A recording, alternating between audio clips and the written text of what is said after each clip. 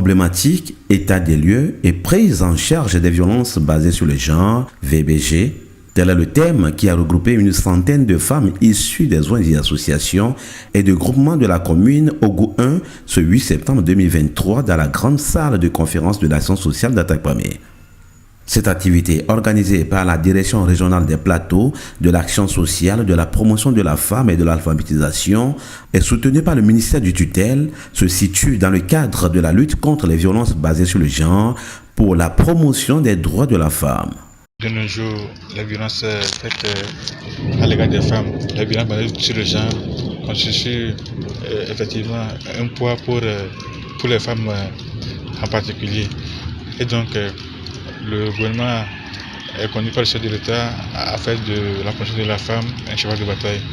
Ainsi, le ministère de l'Action sociale, de la promotion de la femme et de l'alphabétisation, qui a pour l'une des missions de promouvoir le genre et l'autonomisation de la femme, a profité pour faire des sensibilisations sur ce phénomène. Ainsi, ce matin, nous sommes avec les femmes pour leur parler un peu du phénomène et échanger, voir comment ensemble faire pour que ce phénomène soit bouté hors de nos sociétés. Comme le disait en temps même lors de la célébration de la journée des violences faites aux femmes, le chef de l'État lui-même, si je peux me permettre de le paraphraser, il disait que le phénomène doit être éradiqué de notre société et doit être combattu sous toutes ses formes. Et donc, moi, vous avez vu l'engouement qui a régné lors de la sensibilisation, où nos sœurs ont été vraiment motivées. Cela témoigne vraiment de l'intérêt qu'elles portent à cette thématique. Les gens ont peur de dénoncer, surtout nos femmes, elles ont peur de dénoncer quand elles sont violentées. Et donc, nous avons ensemble, avec le juge, nous avons rassuré et nous avons profité aussi de l'occasion pour leur dire que la responsabilité incombe beaucoup plus aux femmes, et comme c'est elles qui sont beaucoup plus maîtresses des foyers, c'est eux qui maîtrisent beaucoup plus le foyer, et il va falloir qu'elles jouent leur partition pour que ce phénomène soit éradiqué de nos sociétés. Le thème retenu a été développé respectivement par le directeur régional de l'action sociale, Dodi Kokovi-Aré, et le juge des enfants, juge des tutelles au tribunal de grande instance d'Atakpamé, Batema Dalakena. Ces deux orateurs ont éclairé les participants sur les différents types de violences basées sur le genre, leurs conséquences ainsi que les causes et les facteurs favorisants. Il était également question de faire connaître aux participantes les instruments et mécanismes de protection des victimes de ces violences. Il y a notamment le Code pénal de 2015 à partir de ses articles 232 et suivants, jusqu'à l'article 312 qui réprime les violences faites aux femmes.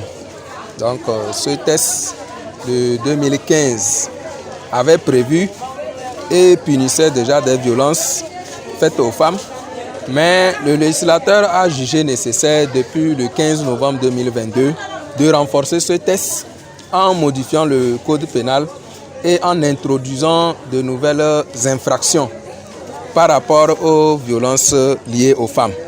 Et notamment, il a ajouté le harcèlement et il a ajouté les violences domestiques qui n'existaient pas dans le code pénal de 2015. Et qu'est-ce qu'il a aussi pu modifier? Il a aussi renforcé les sanctions. Et on peut dire que les sanctions qui étaient prévues par le code de 2015 étaient plus ou moins légères. Donc aujourd'hui, il a renforcé les sanctions et il a peut-être doublé aussi les amendes. Et dans ce sens, on peut comprendre que c'est vraiment une prise de conscience qu'il veut amener à ce que nous puissions combattre ce phénomène qui, peut-être, je peux dire, entre-temps, était resté négligent et peut-être par les femmes elles-mêmes et par les hommes. Donc aujourd'hui, avec ce nouveau test qui renforce les infractions, nous pouvons dire qu'il va contre les violences faites aux femmes. Nous avons beaucoup plus parlé des violences physiques, des violences psychologiques, des violences sexuelles, des violences institutionnelles et des violences économiques. Des exemples de peine à l'encontre des acteurs ont été relevés par le magistrat. Quelques exemples de punitions, je peux donner Les peines, généralement, les peines vont de 6 mois d'emprisonnement jusqu'à 10 ans de réclusion criminelle. Donc souvent, lorsque les violences entraînent des incapacités temporaires de travail ou les violences entraînent jusqu'à la mort de la victime, on va jusqu'à 10 ans de réclusion criminelle. Et les amendes vont de 500 000 à 2 millions. Les conseils que j'ai à l'endroit peut-être du public, surtout pour les hommes d'abord, ils doivent prendre conscience que nous faisons des pratiques dans nos maisons avec nos soit concubins, nos concubines ou nos femmes, bien que mariées, que nous pensons être des pratiques normales alors que la société réprime cela, l'État réprime cela. Donc de nos jours, nous devons prendre conscience et traiter la femme de la même égalité que l'homme. C'est aussi un être humain et surtout vulnérable que nous devons protéger. Au sortir de cette rencontre de sensibilisation, certaines participantes se sont exprimées à nos micros et promettent faire la restitution des enseignements reçus au sein de leur structure de provenance. J'ai été très enchantée de ma part parce que quand vous allez sensibiliser les femmes, pour elles, c'est les gêner, c'est qu'est-ce qu'on va donner comme cadeau. Mais cette fois-ci, le message a passé et sans qu'on ne les ait, même si on ne les avait pas motivés, chacun est parti avec quelque chose. Surtout en ce qui concerne l'éducation de nos jeunes filles, vraiment ça me va droit au cœur. Et je vais encore rassembler d'autres pour faire la restitution et surtout dans nos foyers. Cette restitution que je vais faire à l'endroit de nos sœurs, je ne vais pas inviter seulement les femmes au risque de retomber dans les mêmes erreurs.